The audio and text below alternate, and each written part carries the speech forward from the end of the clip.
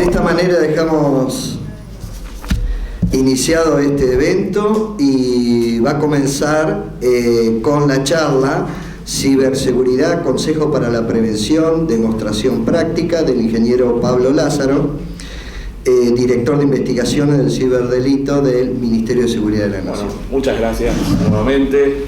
Vamos a dar comienzo a esta primera capacitación conjunta entre el Ministerio de Seguridad y la Facultad de Ingeniería de la Universidad Nacional del Mar del Plata.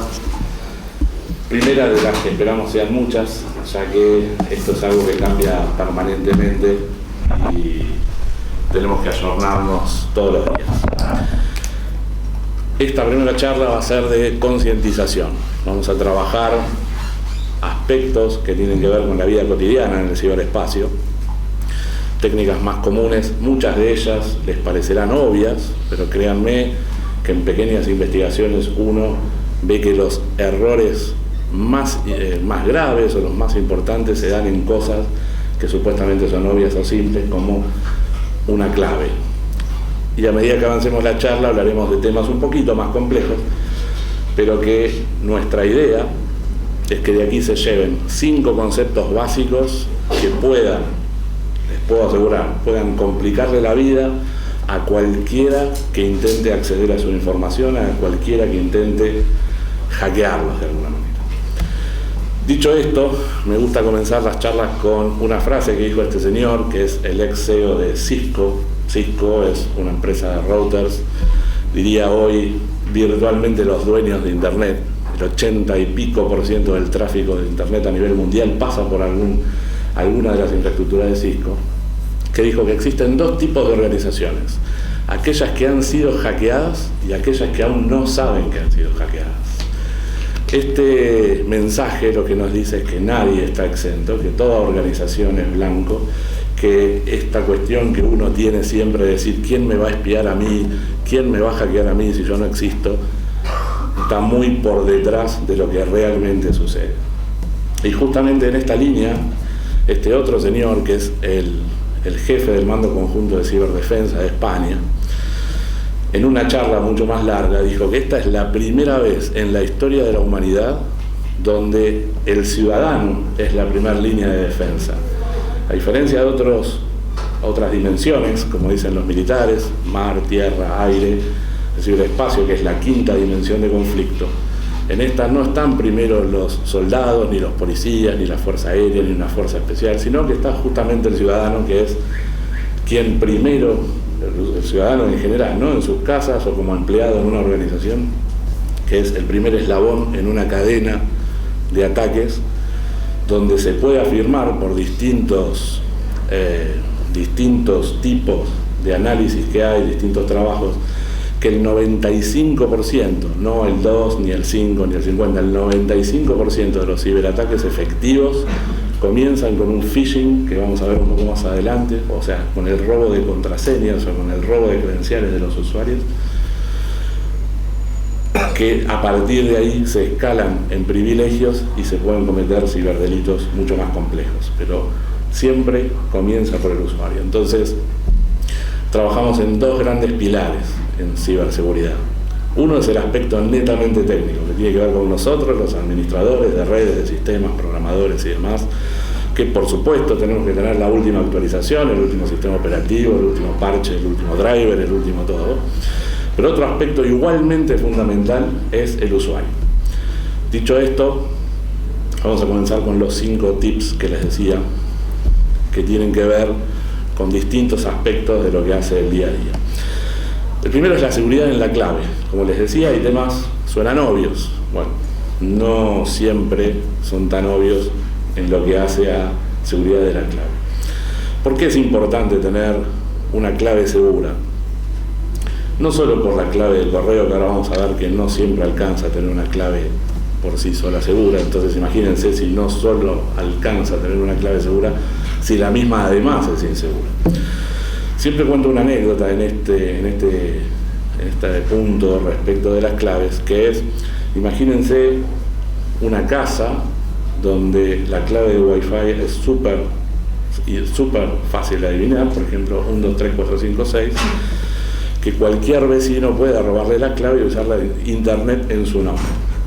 Bueno, como anécdota les cuento, tuve la oportunidad de ser perito de parte en una causa, y en el box de al lado, mientras estaba peritando, vino una señora muy mayor, de 80 y tantos de años, a reconocer un router y bueno, con su perito a tratar de defenderse. Yo preguntaba, ¿qué le pasa a la señora que está en una causa de ciberseguridad? Bueno, alguien usó su clave y a través del uso de su clave descargaron pornografía infantil. Entonces, si bien por el perfil de la señora y demás seguramente quedó exonerada, todo el proceso penal la hace de alguna manera susceptible de este tipo de cosas, de que caiga la policía a su casa, de que allane el departamento, se lleve toda la evidencia, se trate de probar que no fue la señora, justamente. Entonces, claves, la seguridad de las claves es fundamental. ¿Y por qué? Hoy existen infinidad de programas para craquear claves, es decir, para probar combinaciones.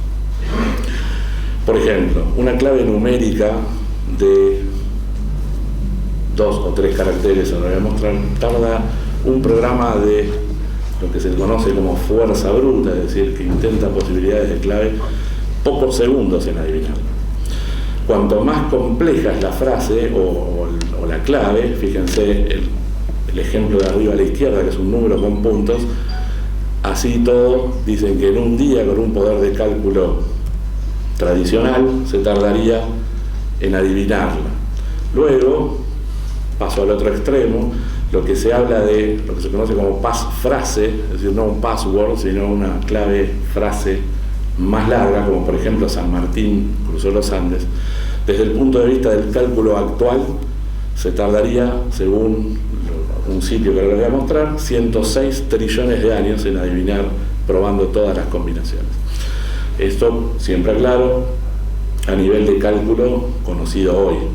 Estas cosas cambian todos los días, tal vez aparece la computación cuántica dentro de un año y esto desaparece absolutamente y es todo inseguro. Pero permítanme mostrarles esta página, pueden anotarla si quieren, que es How Secure is My Password, permite configurar qué tipo de ataque recibiría mi clave, permite configurar si, por ejemplo, yo uso una clave para un Wi-Fi, como es el caso que vamos a probar, cuánto se tardaría cualquiera de los crackers, desde el que viene con el Kali Linux a los más complicados, en adivinar esa clave. Entonces, por ejemplo, yo llegué anoche, paré en un hotel en el centro, estaba en el bar, por deformación profesional pedí el Wi-Fi, tengo mi 4G, pero pedí el Wi-Fi solamente para probar. La chica me dio, era anotado en un papelito, el nombre de la señal, que era el hotel, y una clave muy corta, que eran, para no decir el nombre del hotel por las dudas, era el nombre del hotel con un 1. El nombre del hotel eran 4 letras y un número. Fíjense, con un cracker, por más que la chica no me hubiera dado la clave, cuánto hubiera tardado en romperla. Ahora, ¿cuál fue la gracia de conectarse? Ese Wi-Fi encima estaba mal configurado, no era una conexión solo para huéspedes, sino que era parte realmente de la red del hotel. En un escaneo rápido encontré el sistema de facturación, el sistema de reservas. Por supuesto no ahondé, pero me refiero a que fíjense como una clave expone a todo el hotel. Sí, acá me dicen, me acotan en el ministerio que me ahorro los viáticos con eso. Pero no llegué a tanto. Eso,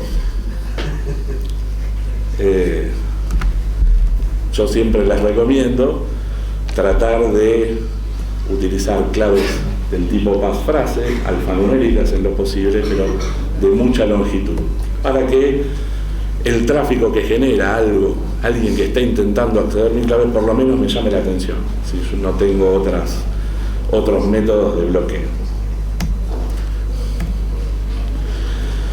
Pero como les decía, para algunos servicios, por ejemplo, correo electrónico, redes sociales y demás servicios, digamos, nominales de las personas, la clave por sí misma no alcanza. Es decir, supongan que tengo justamente una pasfrase de 118 caracteres.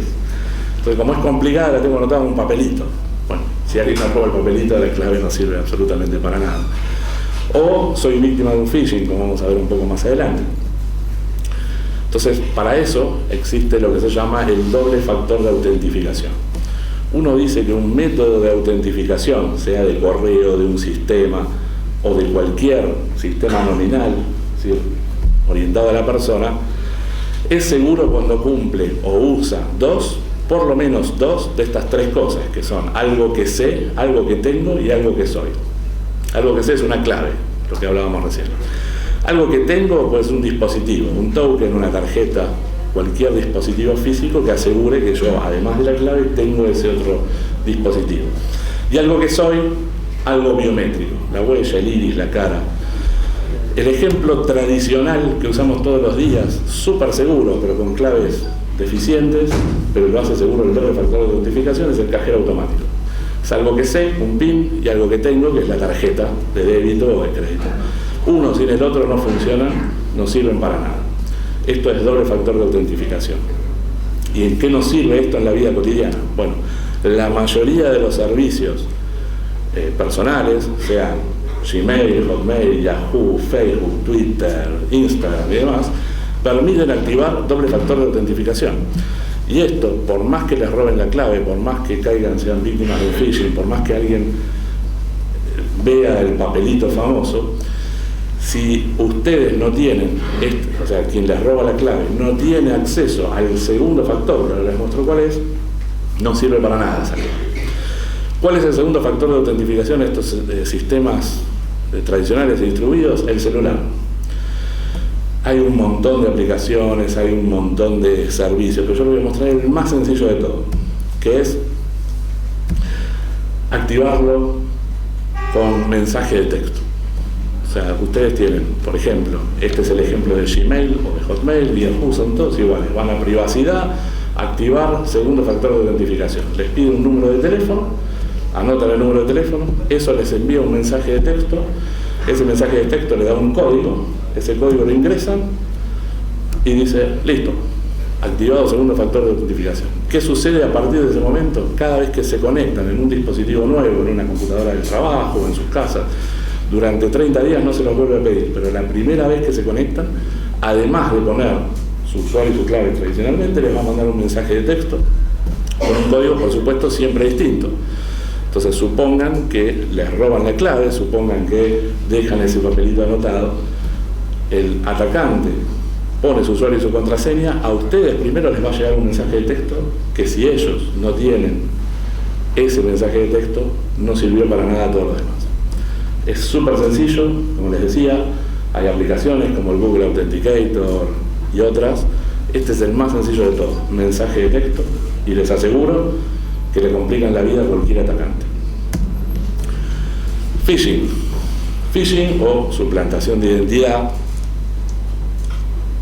es una modalidad de ingeniería social. Ingeniería social es cuando uno impersona a una organización o a otra persona para robar información. Bueno, el phishing especialmente está orientado a robar credenciales. Phishing viene literalmente, es un juego de palabras con la palabra pesca. Generalmente uno sale a pescar contraseñas y demás. ¿Cómo me defiendo del phishing? Primero generando conciencia, tratando de validar, van a ver algunos ejemplos en este momento, tratando de validar toda la información que me llega. Si uno empieza a tomar conciencia de que hay phishing masivo, que no está orientado a mí, eso es otra modalidad que ahora les cuento, sino que hay phishing masivo, que muchas veces con simplemente sentarse a mirar, se da cuenta que lo que están pidiendo es una ridiculez, empiezan a cambiar y a complicarle la vida a aquel que quiere conseguir clave de una organización. Por ejemplo, no sé si llegué a leer bien, pero estos son correos reales que se han recibido en el Centro de Ciberseguridad del Ministerio de Seguridad de la Nación. Fíjense que a un usuario X, que está borrado a propósito por supuesto, recibe un alerta de... no fui yo. Recibe una alerta de un supuesto administrador del sistema diciendo que su casilla está a punto de alcanzar el límite máximo, etcétera, etcétera, etcétera. Y le ofrece un link para que si pone la clave mágicamente el lugar se libera. Suena gracioso, pero de este tipo de técnicas que hay un montón de usuarios. Ahora, si en términos lunfardo, uno puede decir, paramos la pelota 2 segundos y se ponen a analizar. Yo soy usuario del Ministerio de Seguridad y recibo un mail de España, porque el dominio dice .es. Si antes de dar clic posiciono el mouse sobre el enlace, fíjense que me lleva a un dominio que se llama newwebmailaccess.site88. No tiene nada que ver con el Ministerio de Seguridad. Claramente esto es otra cosa. Bueno, se borra, se reporta y demás. Pero muchos usuarios le dan clic a estas cosas, ingresan sus credenciales y así es como se puede acceder por lo menos a un primer nivel, en este caso del Ministerio de Seguridad. Otro ejemplo muy similar, pero que en este momento habla de que el acceso fue indebido, se detectó actividad sospechosa, ingrese por favor su clave, lo mismo. O sea, si uno se fija, soy usuario del Ministerio de Seguridad y me escriben de un dominio llamado bio.net, ni idea, y me lleva a un servidor en Alemania el enlace. O sea, no tiene nada que ver, pero créanme, es muy común que caigan. Puedo mostrarles infinidad de ejemplos, son todos lo mismo, pero el enganche siempre es una alerta al usuario, siempre es decirle, se detectó actividad sospechosa en tu cuenta, por favor ingresá a este lugar, poné tu clave, y ahí es donde te roban las credenciales. Una variante del phishing, lo que se conoce como spear phishing, que literalmente es pesca con lanza, es decir, se trata de significar que es una pesca, un phishing específicamente dirigido hacia ustedes. Esto tiene muchas modalidades, pero la que más está de moda en este momento es, supónganse que Carlos es hincha de Boca y le gustan las armas. Sí, todo lo contrario, ya sé, pero entonces, bueno, leyendo sus redes sociales y demás, creo un portal específicamente para hinchas de Boca que le gustan las armas. Fenómeno. Le envío una invitación. Al enviarle la invitación, Carlos accede y dice, mira qué interesante, una comunidad para hinchas de Boca y personas fanáticas de las armas. Bueno, él ingresa sus credenciales. Bueno, está estudiado que 8 de cada 10 personas usan las mismas credenciales en distintos lugares. Entonces, yo no le robé la contraseña de Twitter, de Facebook, ni de correo, ni demás, pero seguramente esa clave que ingresó Carlos sirve para Facebook, para Twitter, para Gmail o para alguna de las redes sociales, y de ahí en más escala. Es muy interesante esta modalidad, entonces más que alguien use mi contraseña, no le tiene que servir para nada. Y lo otro, tratar de no utilizar claves en sitios que no conozco, que esté utilizando en sitios críticos. Nunca se sabe quién es el administrador de un sitio, así parezca serio, un diario o lo que sea. Nunca se sabe cómo almacena esas claves, quién tiene acceso a leer lo que escribí y demás. Entonces, tratar de usar claves, por ahí la misma, pero para sitios que no tienen interés. Ahora, lo crítico, el banco, mi cuenta de correo, Twitter, Facebook y demás, una clave específica que no tenga nada que ver con el resto. Esto es una demo de un phishing real, pero hecho, por supuesto, por nosotros. Fíjense, esto es la pantalla de Facebook. Supongan que recibí un correo diciendo que, digamos, mi cuenta está a punto de expirar, que ingrese al enlace para directamente cuando ponga la clave se va a arreglar mi cuenta y demás, etc. Bueno, fíjense que la pantalla a simple vista es la misma. Después, en este caso, por supuesto, es bien burdo a propósito, la URL no tiene nada que ver con Facebook, pero es bien burdo porque Facebook tiene un sistema de alertas y de monitores que si detecta sitios de phishing de Facebook, los reporta y los dan de baja. Pero esto es simplemente didáctico, es un sitio que está hosteado en Alemania.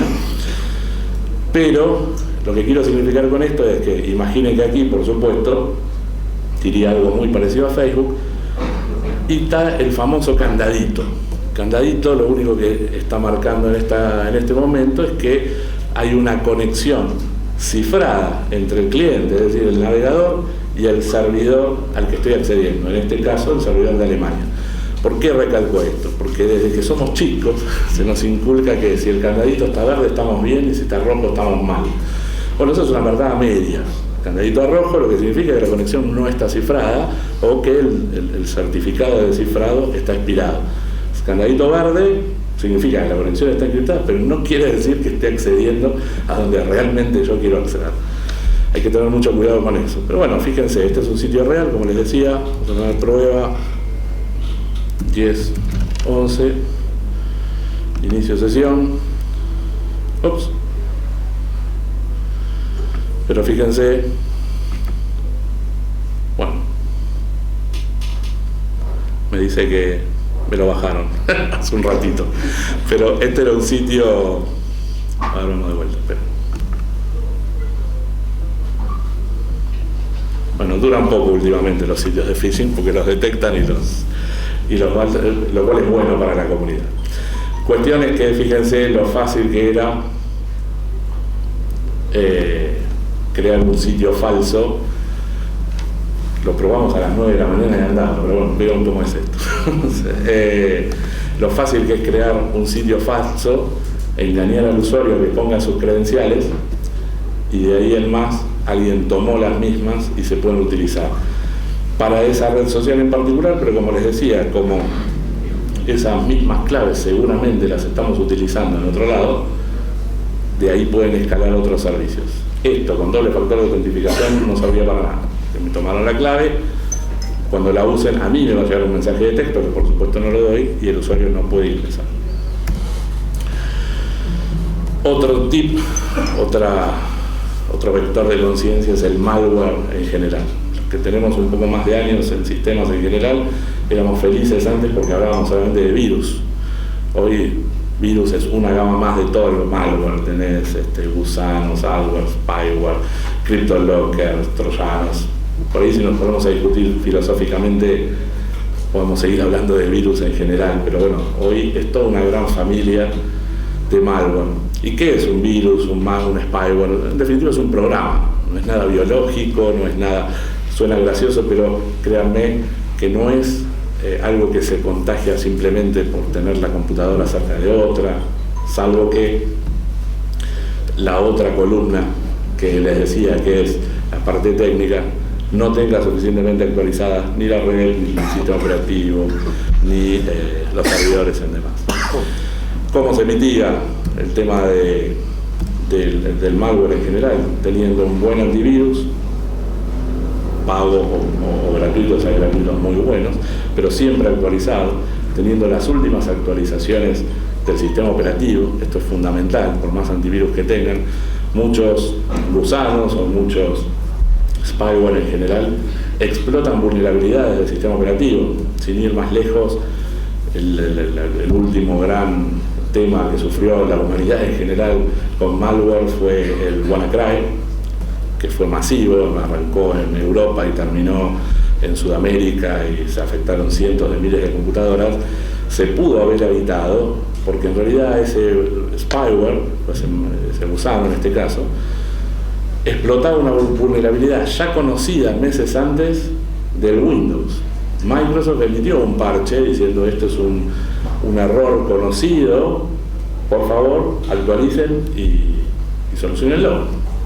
Por supuesto no se emparchó y así han caído empresas importantísimas, como por ejemplo Telefónica en España, bancos, el sistema de salud de Estados Unidos. Todo se solucionaba más allá del antivirus actualizando y teniendo la última versión. Pero como les decía, esto por ahí es una fase un poco más técnica, pero como usuario, con tener conciencia de dónde me estoy conectando, de qué archivos abro. Si yo no estoy esperando ningún archivo, justamente haciendo el ejemplo con Carlos, y de repente aparece Carlos hablándome en inglés con un archivo adjunto, digamos, tengo que sospechar. Bueno, créanme que es el principal vector. Cuando Carlos está infectado, empieza a disparar mails a su libreta de direcciones con adjuntos infectados y así infecta a otros usuarios.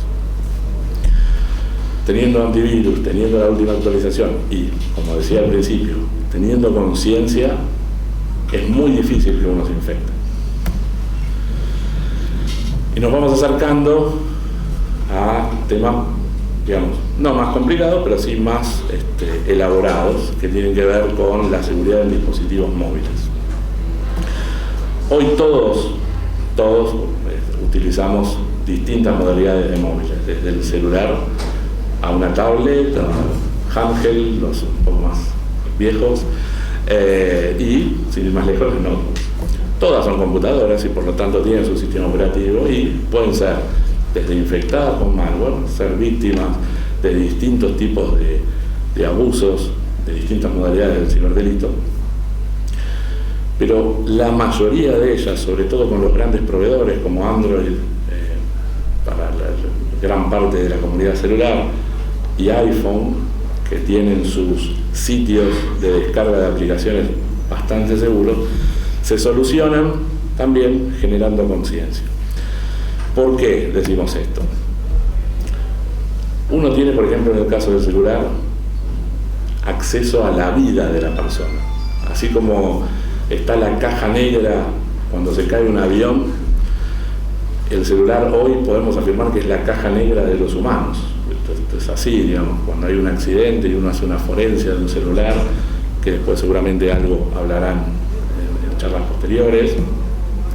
De esa forencia puede saber dónde estuvo la persona, con quién habló, su agenda, dónde va a ir, dónde iba a ir. El celular es nuestra caja negra. Si yo permito el acceso a las personas indiscriminadamente, por supuesto estoy dando acceso a mi vida. Bueno, el primer tema es proteger el acceso físico a mi celular. Mucha gente no protege con contraseña, ni con patrón, ni con huella, ni con cara, ni con distintas de las cientos de modalidades, porque incluso se pueden combinar, que da hoy el celular. Pero por favor acostúmbrense a usarlo. Hoy que te tomen un celular y te conecten a otro lado, se tarda segundos, pero teniendo estas contraseñas, por lo menos complican un poco más la cuestión. Y por último, en el caso de los celulares, lo más interesante es prestar atención cuando uno descarga aplicaciones de, por ejemplo, el Play Store. Esto es un ejemplo real. Existe una aplicación, o al menos hasta hace una semana, que se llama La Calculadora del Amor, que supuestamente es una aplicación de un horóscopo que tiene muchas descargas. Un horóscopo que te pregunta tu fecha de nacimiento, te dice qué signo sos, con quién sos compatible, qué sé yo. Pero fíjense, si prestan atención antes de instalarlo, les pide ciertos permisos. Una aplicación que debería decirme el horóscopo me pide acceso a mi Wi-Fi. ¿Por qué? Digamos, a mis archivos multimedia, digamos, a fotos y demás cosas que tengo en mis descargas, y a mi ubicación, al GPS. ¿Por qué una aplicación? O sea, podemos explicarlo desde el teorizar, sí, claro, porque en el hemisferio sur el Acuario no es lo mismo que Géminis y demás, no lo sé. Pero que una aplicación me pida todas esas cosas, claramente para mí está tratando de robarme. Bueno, no la instalamos. Digamos, no perdemos nada con no instalar una aplicación si sospechamos. No tengamos miedo de decir, no la voy a instalar. Porque esto puede convertirnos en muchas cosas. No solo que nos roben credenciales, sino que también podemos formar parte de una red más grande de ataques, que se llaman botnet, donde un atacante junta un montón de gente, un montón de dispositivos que tienen instalada su aplicación y lo configuran para saturar un servicio, por ejemplo. Un ataque de denegación de servicio. Entonces tenemos cientos de miles de personas que se instalaron la calculadora del amor. Por GPS el controlador dice, mira, en Argentina tengo tanto. Bueno, hagamos que Argentina ataque a Chile y se conecten todos juntos a un servidor que lo saturo por la cantidad de gente que se trata de conectar. Sin querer, uno tiene el celular en el bolsillo y está formando parte de un ataque a nivel internacional. Entonces, todo esto se simplifica diciendo, si me pide cosas que no conozco, no se las doy, y punto. Entonces, en general, lo que les recomiendo como buenas prácticas en general, cualquier tipo de equipo, al no utilizarlo, bloquéenlo con claves, sea el celular, sea la tablet, sea la notebook, la computadora del trabajo y demás. Durante la noche, si no van a hacer uso de la computadora, apáguenla. Yo tengo la política de si algo no lo voy a usar, lo apago. Ahora les voy a mostrar por qué también. Tratar de no utilizar el Wi-Fi público en lugares que ustedes no conocen, porque nunca se sabe, como les decía antes, quién está administrando los servidores a los que se conocen. Las organizaciones hoy criminales operan estos sistemas para hacer transacciones más vinculadas a la captación de personas, para una explotación de fines laborales o sexuales, para el tráfico de armas, para el tráfico de drogas. Generalmente para eso está la Deep Web, la Dark Web, que eso no sé si después seguramente algo van a hablar y lo van a ver. Es muy específico, es para un grupo de personas con una intencionalidad y con un propósito muy bien definido. No están buscando sus víctimas por ahí, sí en lo que es el tema de estafas o de phishing, que ya algunas cosas se hablaron, otras se van a hablar, que para personas más incautas, porque obviamente es falible todo esto y eso es un poco lo que queremos comentar, pero no para ese tipo de delitos, digo, no. Nadie va a utilizar una geolocalización de un grupo de jóvenes para ir a secuestrarlos, eso no ha pasado y no creo que pase.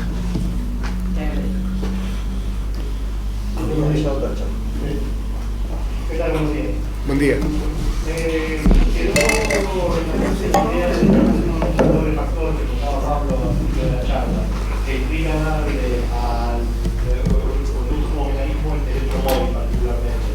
Porque en este caso estoy dando a la empresa, que a la cual me tengo registrado de notificación, un dato más que yo que antes no tenía, que es el celular, lo cual implica otras cosas a nivel de rastreo de antenas, etcétera, etcétera.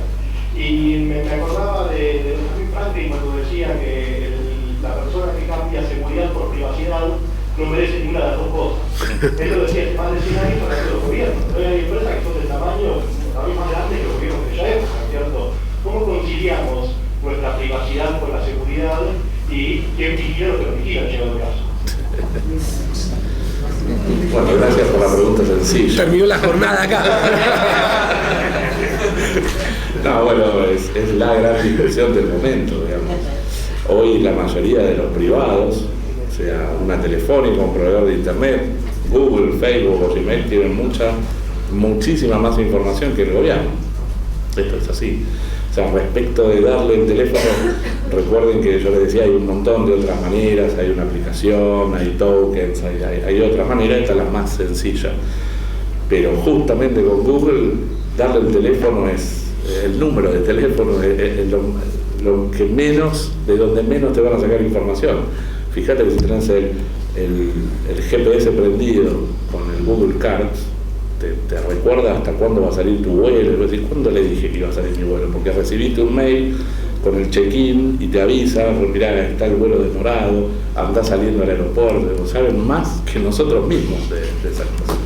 Entonces, el límite entre privacidad y seguridad va en, como decíamos al principio, de quién te querés cuidar.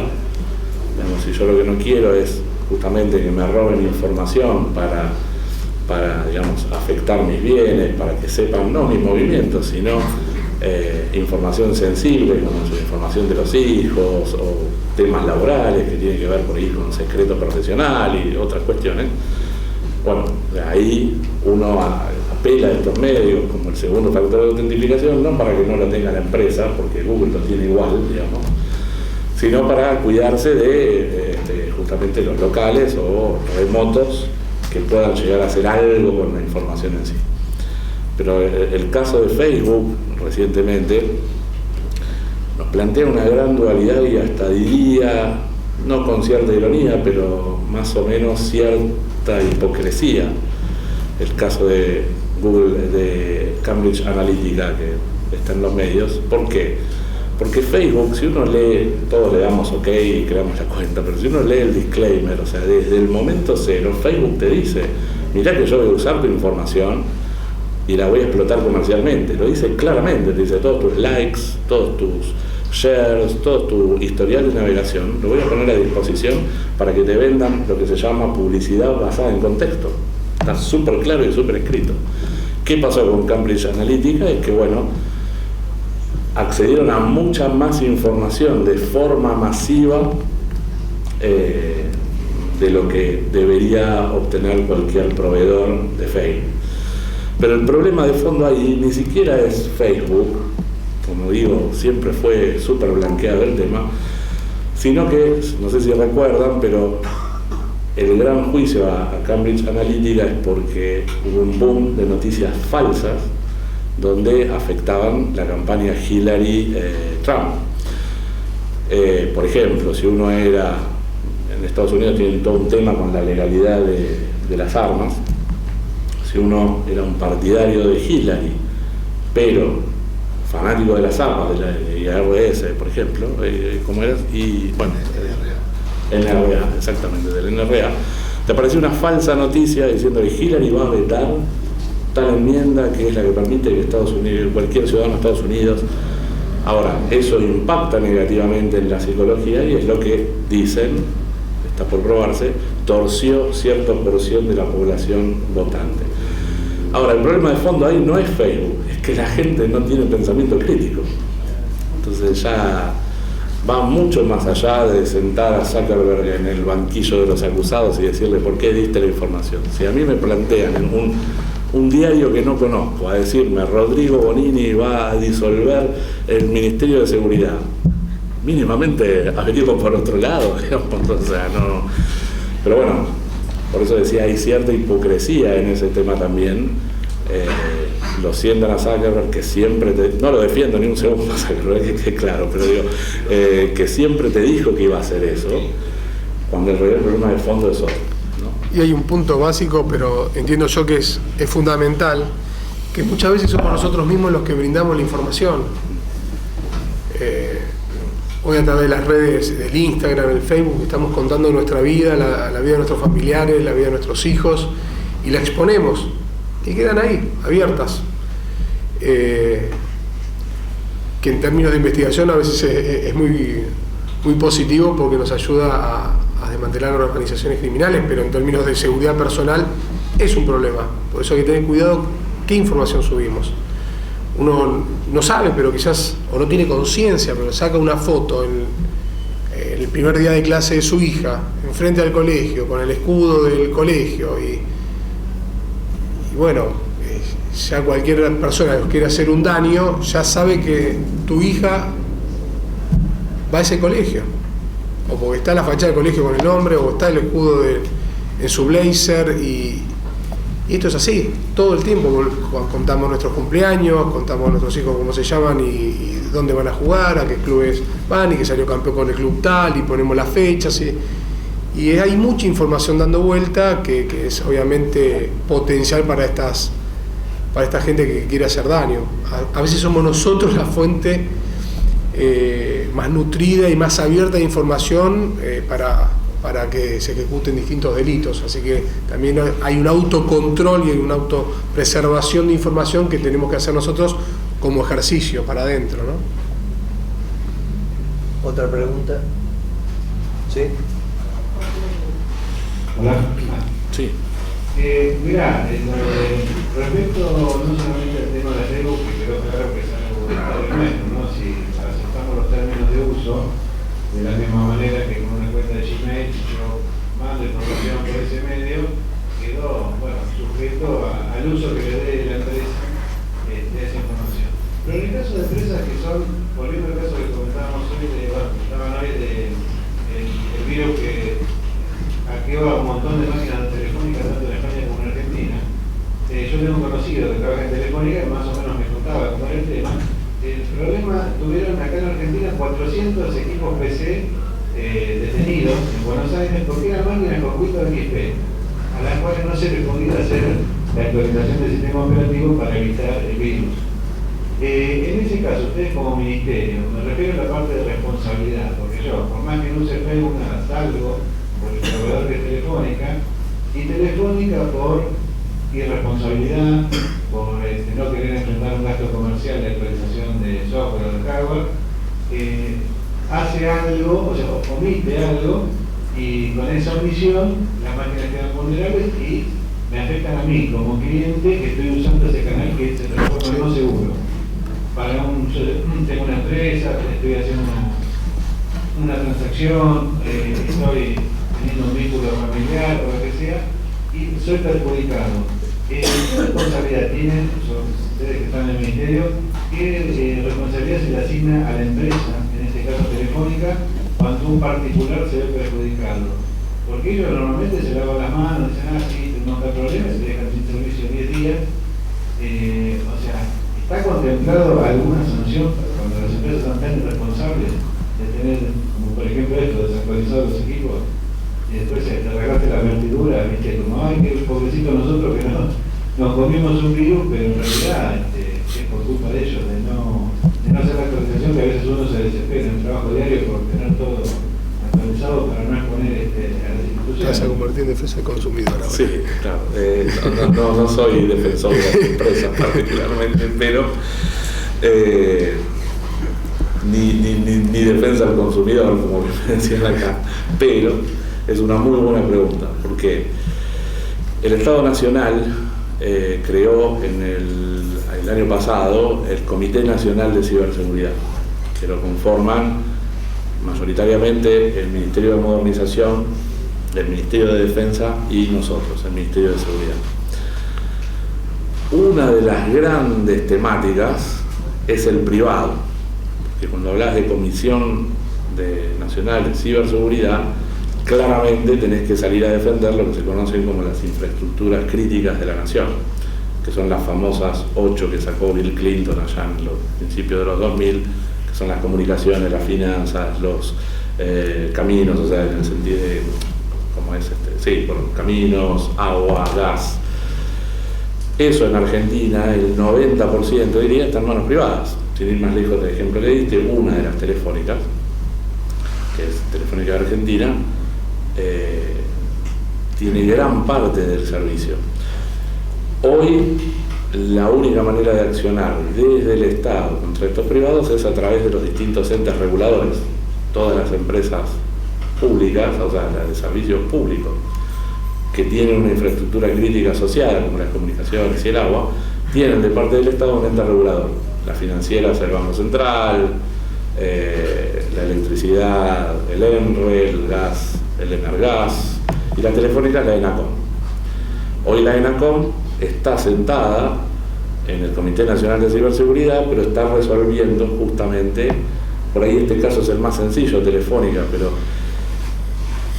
la capilaridad, como se conoce, es decir, la cantidad de ramas que hay de comunicaciones en el tema de telecomunicaciones en Argentina es terrible. En el interior hay cooperativas, es infinito, y articular todo eso va a llevar un tiempo. Pero sí, claramente la idea es que los privados, y mucho más los que forman parte de las infraestructuras críticas, van a tener que cumplir determinado piso de nivel de seguridad. Lo que se está trabajando es una adaptación de la norma ISO 27000, que es la familia de las ISO que aseguran cierta capacidad no solo de resguardo de información, sino de lo que se conoce como resiliencia, que es qué pasa cuando te pasan estas cosas, ¿no?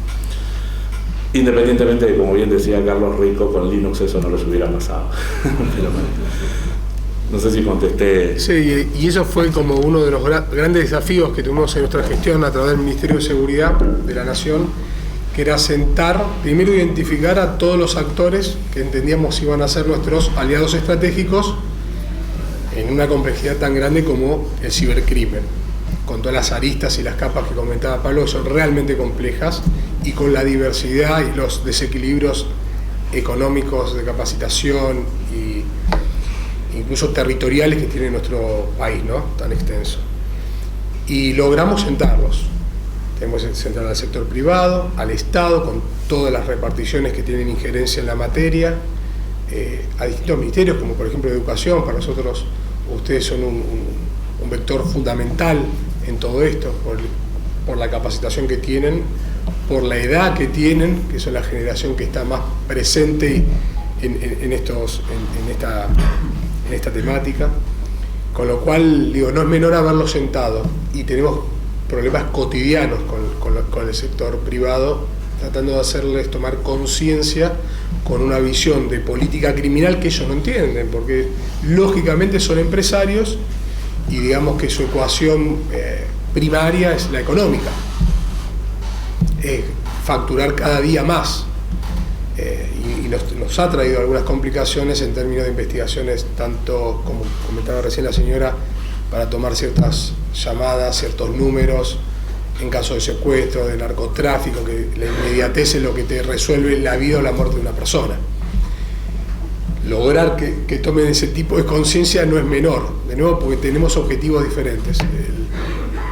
El negocio para cada uno es diferente. Nosotros preservar la vida, ser proactivos, llegar con eficiencia a rescatar a la gente y evitar los daños, y el de ellos es hacer dinero. Pero hemos tenido buena recepción, están sentados en la mesa y hemos logrado una cierta cantidad de avances. Estamos lejos de lo que nosotros pretendemos, pero incluso con otros entes como otros otros actores como los internacionales. No importa qué pasó en el otro gobierno, ni en este no es un tema político, es un tema también de realidad. Nosotros nos encontramos con un diagnóstico y dijimos, para esta complejidad de delito a través del ciberespacio necesitamos que estén todos sentados en la mesa y estar intercomunicados en términos internos hacia adentro, hacia el costado nuestros pares, resto de organismos, sector privado, educación, etcétera, y hacia afuera. Porque, como decía, una de las características que comentó Pablo al principio, el tema de la no jurisdicción. El delito transnacional no respeta jurisdicción y la esencia del ciberdelito justamente es el hecho de no tener jurisdicción. Impacta acá, está sucediendo, se está siendo manipulado en Europa, en Asia. Es muy complicado. El contacto con esos países, con el resto de los países, es fundamental. Hoy se está incrementando esa ayuda y nos favorece el intercambio de información y de experiencia. Había una pregunta. Licenciado, una consultita con respecto a lo de las redes. Sí. Algunas de las que aparecieron ahí son las mías, creo que casi todas. Entre esas está la del trabajo. Sí. Una persona o hacker puede acceder, obviamente, a la red de Valdeacó, en Wi-Fi. De acá no se puede acceder, no hay forma de acceder. Desde acá no, pero yo podría haber guardado las contraseñas o las credenciales que dio tu celular para conectarse, y si yo sé que esa señal es la de tu trabajo, voy a tu trabajo con una notebook y me conecto. Por ejemplo. Bien. Pero en realidad este dispositivo, además de guardar información, lo que permite es acceder a tu dispositivo móvil en este instante. Este es un ejemplo por ahí hasta más elaborado, tiene un costo, tiene $100, pero hay muchos más simples. Hagan esta prueba.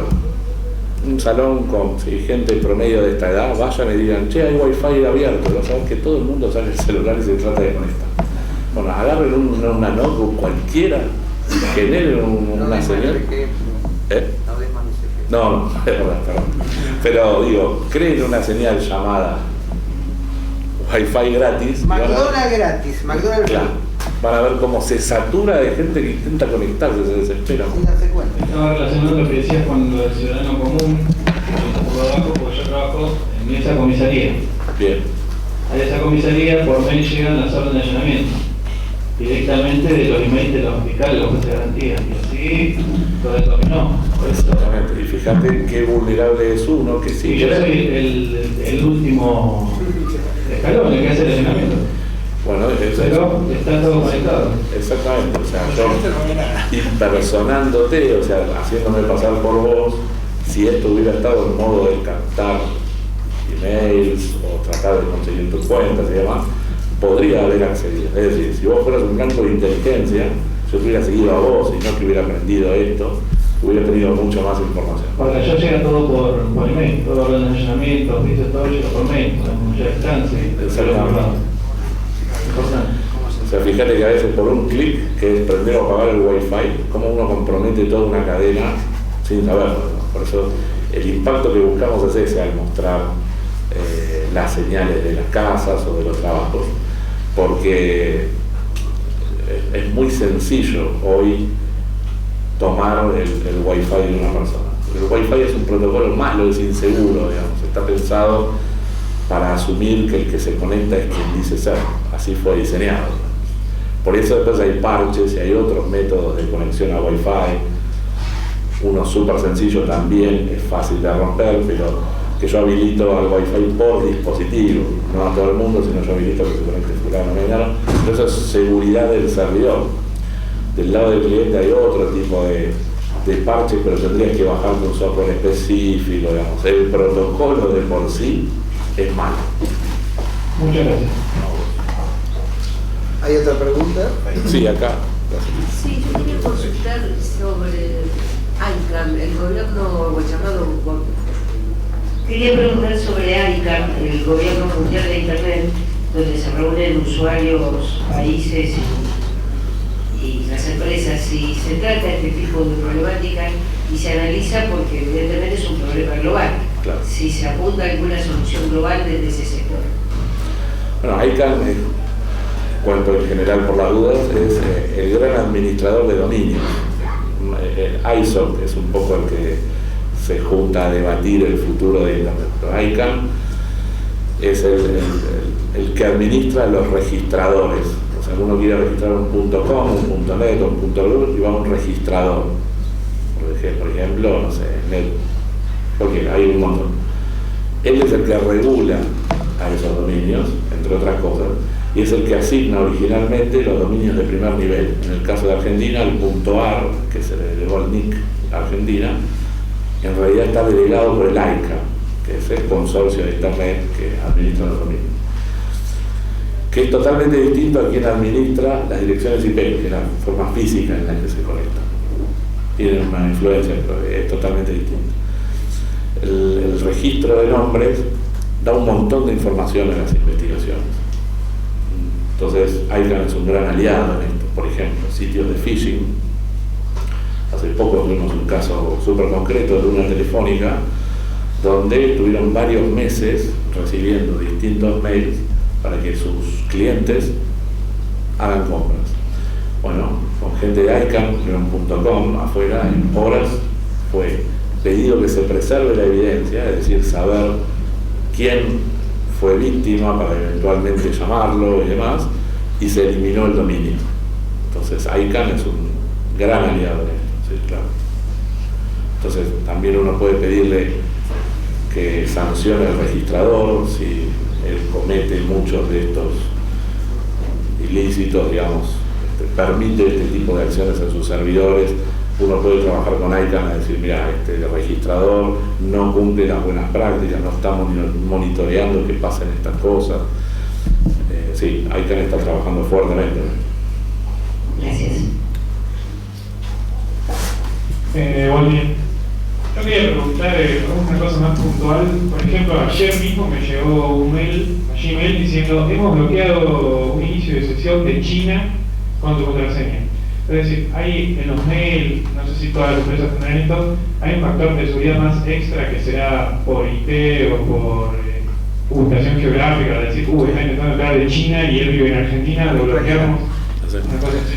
Justamente Gmail particularmente lo que hace es tener un registro de tus patrones de uso. Si siempre te conectás de Argentina, y es más, hace 5 minutos te conectaste de Argentina, y de golpe apareces conectado de China, preventivamente te bloquea. Porque te vas de su patrón y entiende que no sos vos. Ojo, hay que ver si el mail era verdaderamente Gmail. Exactamente. Y además hay que ver si realmente no era una alerta de Gmail, ese que vos decís, o era un phishing. Porque muchas veces, como en el ejemplo que te mostré, te muestra, mira, hemos detectado actividad inusual, por favor dele clic a esto para... Eso también puede ser. Todo eso se soluciona con doble factor de autentificación, porque aquel que tenía tus credenciales para entrar desde China o desde acá a la vuelta, si no tenía además acceso a tu celular, no podría haber ingresado. En el caso de que sea real el ingreso de China, ¿no? Era real porque ahí nomás me mandó a la doble autorización del celular y todo, pero de hecho. No me quería poner. Bueno, pero hoy hay otras maneras, por eso te decía, podés instalarte el Google Authenticator, que es una aplicación donde te va dando códigos a lo largo del tiempo, y hoy Gmail activó también una suerte de doble factor de autentificación que es, no me acuerdo el nombre técnico, pero te aparece una ventana que te pregunta, vos estás iniciando en tu móvil, te aparece, vos estás iniciando sesión, le tenés que contestar que sí para que te habilite. Es una suerte de doble factor de autentificación porque tenés que tener acceso al celular para activarlo, ¿no? Es mucho más rústico que el número que va cambiando porque es simplemente darle que sí, pero bueno, es un nivel de seguridad muy superior a no tener nada.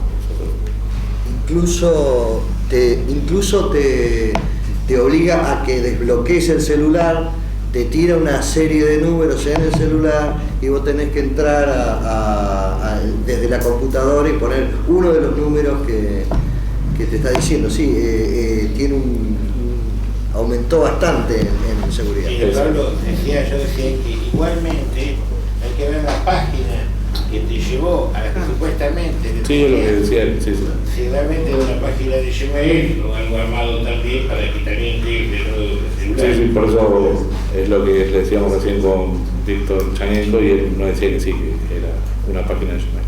Pero efectivamente es una de las técnicas comunes, avisar de que hay actividad sospechosa, que realmente es un phishing tal cual. No, pero viste, cuando llegó a la página. Hay que ver si lo llevó a Hay que ver la página o hay veces, ojo, que estamos hablando a nivel de DNS, Sí. pero hay que ver muchas veces que necesitas tener una web, y la web de tu proveedor que no es seguro, el proveedor te puede inventar que vos veas gmail.com y resulta que la IP está ahí nomás dando vuelta a la esquina, digamos, o sea que también eso sucede, ¿no? O sea, no con el nombre suficientemente, uno no es paranoia, pero uno debería poderlo saber más o menos cuál es el banco de IP que tiene Gmail. Y por ahí, realmente, si cuando estás poniendo www.gmail.com, realmente es la página de Gmail o es una copia de Gmail. Bueno, ahí sí sirve el famoso candadito que decíamos antes, porque Gmail tiene certificados guardados en los navegadores más tradicionales, y ahí sí, si ves en gmail.com el candadito tachado, es algo malo, es como dice Carlos, alguien está trabajando sobre el DNS para llevarte hacia otro lugar. Bien la participación, muy bien, ingeniería de eso. Sí. Igual es mi duda. La pregunta mía va a decirte, hay mucha gente que utiliza la computadora emuladores de Android o teniendo, por ejemplo, Ubuntu utilizan emuladores de Windows. ¿Qué control de seguridad puede tener uno con un emulador? Hay muchos emuladores de Android que se conectan a través de redes externas, o sea, generan una IP inexistente y hay que toma un control cuando instalan aplicaciones en el emulador. ¿Qué control tiene uno de seguridad sobre su computador? ¿Usted aconseja o desaconseja el uso de esos emuladores? Bueno, ahí son dos temas distintos. Uno es la virtualización, que es generar una máquina dentro de otra, con VMware, VirtualBox o cualquiera de eso. Y otra es el emulador. El emulador es Wine. Wine es un emulador de Windows en Linux que permite, teóricamente, que una aplicación Windows corra de forma nativa en Linux. Nunca anda bien, esa es la verdad. O sea, puedes correr pequeñas cosas como el Paint, no mucho más que eso. Y ahí la seguridad va en la seguridad que tengas vos en el sistema operativo.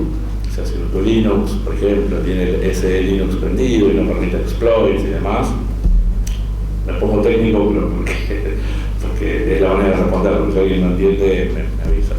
Si vos activás un módulo que es de seguridad en Linux, digamos, entra en las generales de la ley que le corresponden a todo el resto de las aplicaciones.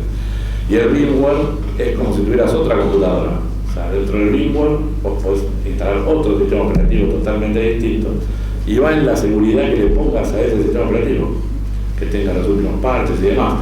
Ahí es comparable a tener dos computadoras distintas, donde la computadora host, o sea, la que instala el VMware, el VirtualBox o lo que sea, da determinados niveles de seguridad, pero generales como a cualquier otra aplicación que tenga. Por ejemplo, vos podés tener un VMware, o sea, una máquina virtual,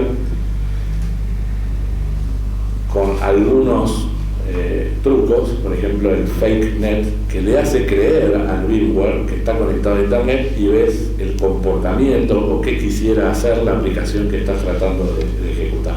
Es decir, para la aplicación está conectada a internet, empieza a hacer pedidos, se conecta supuestamente, pero realmente no está saliendo de tu computadora.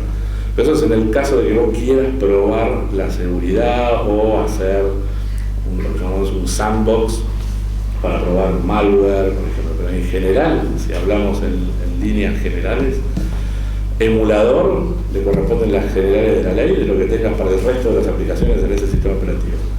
Y máquina virtual le corresponde la seguridad que le des a esa computadora, equiparable a tener dos computadoras distintas.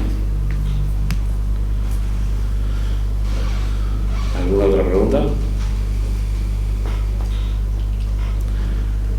Bueno, si no hay preguntas, un aplauso.